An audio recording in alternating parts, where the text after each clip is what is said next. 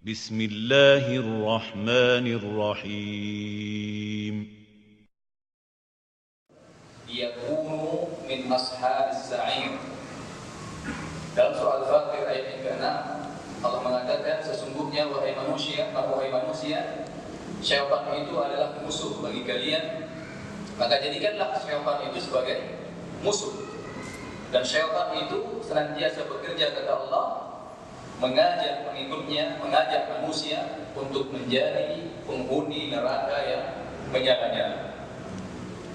Di ayat yang lain Allah menceritakan bagaimana bahwa ternyata iblis dan syaitan telah bersumpah. Kata iblis, "Fabi izzatika la ughwiyannahum ajma'in."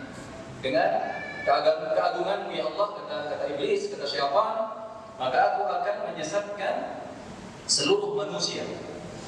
Di ayat yang lain juga syaitan atau iblis itu mengatakan, jadi dia bersumpah dengan Allah Subhanahu wa taala, selanjutnya mengatakan la uzayyinna lahum fil ardh. Aku akan menghiasi bagi manusia itu kemaksiatan, sehingga kemaksiatan itu akan menjadi terlihat indah, dan sebaliknya ketaatan itu menjadi sebuah yang jelek. Ya, ini kerjanya syaitan. Jadi syaitan itu memang kerjanya membalikkan fakta. Jadi kalau ada orang yang kerjanya suka membalikkan fakta, atau media suka membalikkan fakta, yang baik dikatakan jelek, yang jelek dikatakan baik, ini adalah ya syaitan. Pekerjaannya syaitan. Dan ini menjadi penting bagi kita sekalian. Kenapa? Seperti ayat Al-Fatir dari surah Al-Fatir ayat yang ke-6, Allah sudah mengingatkan bahwa syaitan itu adalah musuh. Dan jadikanlah dia musuh, kata Allah Subhanahu wa taala. Makanya para ulama kita ketika berbicara mengingatkan tentang manusia, mereka senantiasa membicarakan, salah satu pembicaraan yang terpenting adalah bagaimana mengingatkan ya pekerjaan syaitan. Ya, bagaimana kerjanya syaitan untuk menggoda manusia. Sehingga para ulama kita mengibaratkan bahwa syaitan, ketika Allah sudah mengatakan bahwa syaitan itu adalah musuh kita, maka para ulama kita mengibaratkan bahwa syaitan itu ibarat musuh dan manusia itu ibarat sebuah benteng. Ya, musuh yang syaitan ini ingin senantiasa memasuki benteng pertahanan manusia. Ya, benteng yang ingin dia masuki. Itu yang dikerjakan syaitan selalu. Dan tentunya seorang musuh atau musuh ketika ingin memasuki benteng, maka dia akan mencari celah-celah atau titik-titik lemah, ya, atau di mana titik-titik retak. Ya, sebuah bangunan, ya, tidak akan mungkin musuh akan menghantam yang kuat ini, tidak akan mungkin, karena akan membutuhkan waktu yang panjang. Tapi dia akan mencari celah-celah, atau dia akan mencari pintu.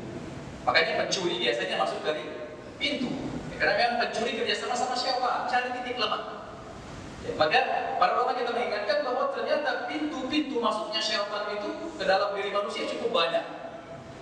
Maka kita perlu senantiasa hati-hati. Bahkan para ulama kita mengatakan seluruh sifat manusia itu adalah pintu atau celah masuknya syaitan ke dalam diri manusia itu. Dan di antara sifat yang sering kali atau potensi yang sering kali digunakan syaitan untuk menyesatkan manusia adalah sifat atau potensi marah. Ya, sifat atau potensi marah. Dan tidak ada manusia yang tidak punya potensi atau sifat marah. Cuma bedanya ada yang banyak, ada yang sedikit. Ya. Maka Abu Hurairah bercerita tentang ketika suatu hari datang seseorang. Ya Rasulullah Nabi sallallahu alaihi wasallam, kata Abu Hurairah. Ada seseorang datang kepada Rasulullah sallallahu alaihi wasallam. Selanjutnya dia mengatakan, ya Rasulullah, ausini, wahai Rasulullah, berikan aku nasihat. Dia datang kepada Rasulullah minta nasihat. Masya Allah, orang datang kepada orang yang lebih tua, yang lebih berumur, yang lebih berilmu, minta nasihat. Ini yang seharusnya kita lakukan. Ya, apa kata Rasulullah? La taghdab, jangan marah. Ternyata orang ini kembali meminta nasihat yang lain, minta nasihat lagi. Para dan mirah, kata Abu Hurairah. Maka dia pun mengulangi, ya Rasulullah, berikan aku nasihat. Tapi Rasulullah tetap mengatakan, qala la taghdab, jangan marah. Sehingga Rasulullah mengulang-ulang nasihat untuk orang yang minta nasihat ini apa? Jangan marah. Kaum muslimin dan muslimat yang berhormat Allah. Pertanyaan selanjutnya, apakah memang Kita tidak boleh marah sama sekali. Sementara potensi marah diberikan oleh Allah Subhanahu wa taala. Apakah Rasulullah tidak pernah marah? Kalau kita melihat hadis-hadis Rasulullah SAW ternyata bervariasi. Di antaranya Anas bin Malik bercerita, aku menjadi khadam, membantu Rasulullah SAW selama 10 tahun. Dan beliau tidak pernah memarahiku. Bahkan tidak pernah mengatakan, kenapa kamu melakukan ini? Dan kenapa kamu tidak melakukan itu? Ya, ini sifat Rasulullah terhadap orang di sekelilingnya, orang yang berada di bawahnya, atau bahasa ininya orang yang membantunya. Mungkin ini juga menjadi pelajaran bagi kita sekalian, bagi kita yang memiliki pendamping, memiliki orang-orang di bawah, anak buah atau pembantu. Ya, hendaknya mencontoh sifat Rasulullah SAW, jangan selalu marah, jangan mudah marah. Tapi di hadis yang lain Ibnu Mas'ud bercerita. Tadi kalau Anas bin Malik mengatakan Rasulullah SAW tidak pernah marah. Aku 10 tahun bersama Rasulullah, 10 tahun, bukan 1-2 hari. Kalau 1-2 hari mungkin belum kelihatan, tapi 10 tahun cukuplah. Saya pikir jangankan 10 tahun, sebulan saja, atau seminggu saja kita bersama seseorang akan kelihatan sifat aslinya. Ini 10 tahun kata Anas bin Malik aku bersama Rasulullah tidak pernah marah. Padahal aku ketika itu kan membantunya, posisinya sebagai dalam rangka membantu Rasulullah. Tapi di hadis yang lain Ibnu Mas'ud bercerita, kata beliau pernah seseorang datang kepada Rasulullah ngatain mengadu. Orang ini mengatakan, ya Rasulullah, inilah ta'akharu an sholatil subhi atau an sholatil fajr. Ya Rasulullah, aku senantiasa mengakhirkan sholat subuhku berjamaah. Ya, karena dia sholat di kaumnya, di kampungnya, bukan di masjid Rasulullah. Karena fulan, kalau dia sholat katanya memanjangkan, terlalu panjang bacaannya. Jadi orang ini mengeluh kepada Rasulullah, imam di kampungnya itu kalau sholat katanya bacaannya terlalu panjang. Meskipun nanti bacaan panjang ini perlu lagi dikaji, jangan sampai salah pahami nanti. Kalau kita melihat Mu'adz itu pernah diajukan oleh Rasulullah karena bacanya sholatnya panjang. Ternyata disebutkan dalam hadis apa bacaannya panjang. Ternyata dalam sholat dia baca Al-Baqarah. Al-Baqarah itu 2 juz lebih. Ya, jadi sehingga jangan dimaknai nanti sedikit panjang imam, nggak boleh. Kalau kita lihat hadisnya Mu'adz itu 2 juz. Al-Baqarah dibaca dalam surat Isya atau surat Maghrib atau surat subuh. Ya, jadi Al-Baqarah yang dibaca ketika itu memang ditegur oleh Rasulullah SAW. Ya, maka di hadis yang lain juga dijelaskan, ya kalau sholat, ya bacalah. Yang tadi Rasulullah SAW menyebutkan Sabbi isma rabbikal a'la, ya, dan surah-surah yang lain. Mungkin yang ukuran satu halaman, 1 atau 2 halaman. Jadi kalau 1-2 halaman itu sebenarnya tidak terlalu panjang. Tapi kalau sudah sampai baca Al-Baqarah, ya mungkin subuhnya sampai 2 jam, 1 jam mungkin panjang. Tapi intinya kata Ibnu Mas'ud, ketika orang ini datang mengadu bahwa imam di kampungnya bacanya terlalu panjang. Maka kata Rasulullah, ya, Ibnu Mas'ud mengatakan, aku tidak pernah melihat Rasulullah marah seperti itu. Artinya apa? Beliau marah. Dan selanjutnya apa? Mengingatkan. Dia mengatakan, ya ayyuhan nas, inna minkum munaffirin. Wahai manusia, ada di antara kalian yang kerjanya membuat manusia lari dari agamanya, lari dari Islam. Karena Rasulullah sedang menegur orang yang jadi imam bacaannya terlalu panjang. Ya, terlalu panjang. Jadi kata Rasulullah, siapa di antara kalian yang sholat idza amma ahadukum falyujiz. Kalau seorang dari kalian jadi imam, maka hendaklah membacanya jangan terlalu panjang. Fa inna min waraihi al-kabir wad-dha'if wa dzal hajah, kata Rasulullah. Karena yang sholat di belakang kalian itu ada orang tua. Orang tua sudah tua, renta, beda berdirinya sama yang masih muda. Meskipun kadang-kadang yang masih muda kalah sama orang tua. Ya, ada juga orang-orang yang dhaif, yang lemah. Mungkin dia baru sembuh sakit atau memang fisiknya lemah. Ya, dan ada orang-orang yang memiliki kebutuhan. Ya, setelah sholat dia ingin ada, ya, mau beli sesuatu, mau menyediakan sesuatu. Jadi intinya kata Ibnu Mas'ud, Rasulullah ketika itu marah karena ada orang yang sholat menjadi imam dan membacanya terlalu panjang. Ya, di hadis yang lain juga diceritakan bahwa Rasulullah, ya, setelah saya sholat melihat ada bekas usok, ludah di dinding masjid. Ya, sehingga Rasulullah pun bangkit dan mengingatkan. Dan sahabat mengatakan Rasulullah mengingatkan dan dia marah. Dan para sahabat itu biasanya melihat, ya, membedakan kapan Rasulullah marah atau tidak marah. Salah satunya adalah dari raut wajahnya. Intinya Rasulullah marah. Beliau marah karena ada orang yang merokok di masjid. Ini jadi pelajaran bagi kita juga. Kita datang ke masjid, ya hendaknya juga kita menjadi orang-orang yang memperhatikan masjid.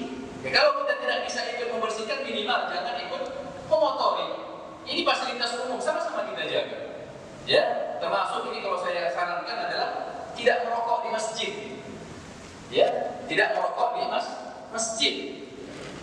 Merokok di masjid janganlah merokok, apalagi dalam masjid. Abunya, baunya, malaikat saja terganggu, bagaimana dengan manusia? Jadi intinya Rasulullah juga pernah marah. Sehingga para ulama kita mengatakan, bagaimana makna hadis ini? Ya, Rasulullah mengatakan datang untuk jangan marah, tapi Rasulullah sendiri, ya faktanya didapat di dalam sejumlah hadis pernah marah. Ya pernah marah. Makanya para ulama kita termasuk Ibnu Hajar ketika menjelaskan hadis datang, karena ini disebutkan dalam Al-Bukhari. Beliau mengatakan maka minimal kalau kita melihat mengumpulkan hadis-hadis Nabi SAW dan pendapat-pendapat para ulama, maka kita minimal mendapatkan makna la taghdab itu minimal ada 3. Nanti ada ulama lain yang menyebutkan makna la taghdab, jangan marah itu apa maknanya? Yang pertama, maknanya adalah la taghdab, jangan marah kalau marahnya itu berasal dari hawa nafsunya. Ya jangan marah kalau motivasi marah itu adalah karena hawa nafsu. Ya, karena Rasulullah SAW tidak pernah marah karena hawa nafsunya. Dia marah karena kapan? Ketika ada fitnah dalam agama, ketika ada masjid dikotori. Ya, sehingga jika dia mengatakan tidak boleh marah-marah dalam Islam, tidak boleh marah, itu juga tidak benar. Rasulullah sendiri adalah pernah marah. Ya, apalagi kalau yang berhubungan dengan agama. Ya, jangan sampai ya urusan agamanya agamanya dilecehkan, dicela, tetap tenang saja. Ini juga masalah. Atau ada seorang orang tua ya, atau seorang suami, istrinya keluar nak pakai jilbab, tenang saja. Tidak boleh, kita dalam agama tidak boleh marah. Ya, ini juga salah. Ya, jadi yang marah tidak boleh, adalah marah kalau marah yang berasal dari hawa nafsu. Ya, jadi marah itu kata para ulama kita bagi 2. Ada marah tercela, ada marah yang terpuji. Marah tercela adalah marah karena hawa nafsunya. Ya, seorang suami pulang ke rumah dan tersedia makan, marah dia. Ya. Tapi kalau istrinya keluar tidak pakai jilbab, tidak marah, yang salah marah. Terbalik, seharusnya ketika istrinya keluar tidak pakai jilbab, dia marah. Anak gadisnya tidak keluar rumah tidak pakai jilbab, marah. Tapi kalau pulang ke rumah, kemungkinan istrinya terlambat, hubungan seharusnya. Ya, urusan agamanya dilecehkan. Kadang-kadang sekarang ini kaum muslimin sebagian terbalik. Kita ketika BBM naik, marahnya luar biasa, demo, itu hak. Tapi ketika agama dilecehkan, ketika ada ulama dilecehkan, itu bukan urusan saya. Ketika pekerjaannya yang menyangkut gajinya, menyangkut perutnya, marah dia. Tapi ketika ada orang-orang atau urusan-urusan agama yang dilecehkan, tenang-tenang saja. Ini masalah. Ya, maka perlu kita menjadikan mengarahkan potensi marah tersebut. Ya, apalagi kalau ada hal-hal yang berhubungan agama, ya, yang berhubungan dengan anggota keluarganya, dia sama sekali diam, tidak marah. Wah, ini bahaya sekali. Ya, sehingga kata para ulama kita ada marah terpuji dan ada marah yang tercela. Maka yang pertama tadi jangan marah, kata Rasulullah, maknanya adalah jangan marah kalau itu berasal dari hawa nafsu. Yang kedua maknanya adalah jangan ikuti marah tersebut. Kalau kita sudah marah, ya jangan ikuti. Maka kata Rasulullah, kalau kamu sudah marah, diajarkan kita untuk diam, jangan menggerutu, jangan merengek. Karena kalau sudah menggerutu kadang-kadang keluar kata-kata yang tidak baik. Kalau sudah marah, juga kata Rasulullah, carilah posisi yang lebih rendah. Ya, kalau kita sedang berdiri, dianjurkan untuk duduk. Jangan malah sedang berdiri naik kursi. Naik kursi, kurang lagi naik ke atas meja. Wah, itu makin kacau. Syaitan akan terus bersorak akan menghadap. Jadi cari posisinya lebih rendah. Kalau lagi berdiri, mau rendahkan marah itu bagaimana? Duduk. Tidak bisa duduk, berbalik. Ya juga dianjurkan kita untuk apa? Berwudu untuk meredakan rasa marah tersebut. Sehingga memang kita ada potensi marah itu diarahkan kepada yang baik. Dan kalau kita sudah sudah marah, maka hendaknya di manage. Ya, jangan sampai marah tersebut menimbulkan hal-hal yang tidak baik. Ya, ada beberapa kisah, termasuk kisah yang pernah terjadi di Indonesia beberapa puluh tahun yang lalu itu diceritakan. Ya, seorang orang tua yang marah sama anaknya. Marah sama anaknya. Ini juga menjadi pelajaran bagi orang tua. Ya, ketika orang tuanya itu baru membeli mobil baru, tidak tahu ya, beli cash atau kredit tidak jelas. Yang jelas mobil baru. Si anak ini, ya ketika dia lihat mobil baru dengan senangnya main-main, dia ambil uang logam, dia garis keliling, Anak-anak senang, nggak tahu kalau ini adalah mobil baru yang mungkin juga belum selesai bayarnya. Dia garis mobil ini keliling. Orang tuanya ketika melihat marah luar biasa. Tapi sayang marahnya itu diikutkan. Apa yang dia lakukan? Dia hukum anaknya, dia pukuli tangan anaknya ini sampai ya tangan anaknya ini harus diamputasi. Dibawa ke rumah sakit tidak ada pertolongan kecuali harus diamputasi. Setelah diamputasi, maka si anak itu terbangun dan mengatakan, wahai ayah, saya minta maaf. Ya saya telah merusak mobil ayah. Ya saya minta maaf, tidak akan mengulanginya lagi. Tapi satu permohonan saya, kembalikan tangan saya. Ketika mendengar itu maka si anak menangis sejadi-jadinya. Si orang itu menangis sejadi-jadinya. Ini dampak dari marah. Karena memang marah itu kalau diikutkan, apalagi marah yang berasal dari hawa nafsu, cenderung akan menimbulkan hal-hal yang tidak baik. Jadi sinilah syaitan yang menjalankan peranannya. Bahkan terkadang ketika kita yang marah dalam hal kebaikan juga harus menjaga. Dikatakan tadi marah ketika melihat orang mengotori masjid, maka marah tersebut jangan dilampiaskan dengan mengucapkan kata-kata kotor atau dengan misalnya melemparnya, tidak boleh. Rasulullah marah ketika melihat ada orang membuang meludah di dinding masjid, tapi tidak mengeluarkan kata-kata kotor, tapi tidak langsung menghukumnya, tidak, tapi menyampaikannya dengan cara-cara yang baik. Sehingga ini menjadi perhatian kita, bagaimana kita bisa memanage marah ini, kita arahkan kepada yang baik. Ketika kita sudah marah, hendaknya bisa kita manage supaya tidak kita ikuti marah tersebut yang kadang-kadang justru berdampak hal yang lebih jelek atau yang tidak baik. Mungkin ini beberapa hal yang berkaitan dengan marah yang mudah-mudahan kita jadikan Allah orang-orang yang bisa memanage rasa marah. Karena juga Rasulullah sudah mengingatkan, kata Rasulullah, siapa yang bisa memanage marahnya, wa huwa qadirun ala an yunafidahu, dan padahal dia mampu untuk marah. Apa kata Rasulullah? Maka dia akan dipanggil nanti di hari kiamat di hadapan seluruh manusia, hatta yukhayyiruhullahu bainal hurul 'ain ma syaa. Orang yang bisa memanage marahnya, bagaimana manage-nya? Diarahkan untuk yang baik. Kalau dia marah tidak melampiaskannya, tidak mengikutkannya, kata Rasulullah, orang seperti ini nanti akan dipanggil oleh Allah Subhanahu wa taala. Ketika manusia berkumpul di hari kiamat nanti, Allah akan panggil dia. Selanjutnya Allah akan persilahkan dia untuk memilih nikmat, memilih bidadari yang dia sukai. Subhanallah, ini bagian dari pemuliaan Allah kepada orang yang bisa memanage rasa marah. Di hadis yang lain juga Rasulullah mengatakan, laisa syadidu bisur'ah. Orang kuat itu bukan karena kuat fisiknya bisa bergulat, bisa berantam, bukan itu. Kalau Anda otot-otot semua, maka dalam Islam tidak itu yang diajarkan. Harus segalanya main kekerasan, bukan. Ada tempatnya kita harus keras, ada tempatnya memang kita harus melakukan dengan cara yang lunak. Selanjutnya kata Rasulullah, wa inna masyadidu man yamliku nafsahu indal qadab. Sesungguhnya orang yang kuat, orang yang hebat itu adalah orang yang bisa memanage dirinya ketika dia sedang marah.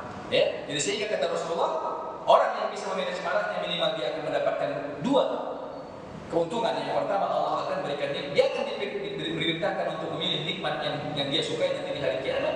Yang kedua, dia dianggap sebagai orang yang kuat di hadapan Allah Subhanahu wa taala. Demikian yang berkaitan dengan marah. Mudah-mudahan Allah menjadikan kita orang-orang yang bisa memanage rasa marah kita dan menjadikan kita orang-orang yang senantiasa berlindung kepada Allah dari godaan-godaan syaitan, yang menjadikan kita selamat dari godaan syaitan, dan Allah memasukkan kita ke dalam surga Allah Subhanahu wa taala. Demikian dapat saya sampaikan, mudah-mudahan bermanfaat. Subhanakallah wa bihamdik, asyhadu an la ilaha illa anta, astaghfiruka wa atubu ilaik. Wassalamualaikum warahmatullahi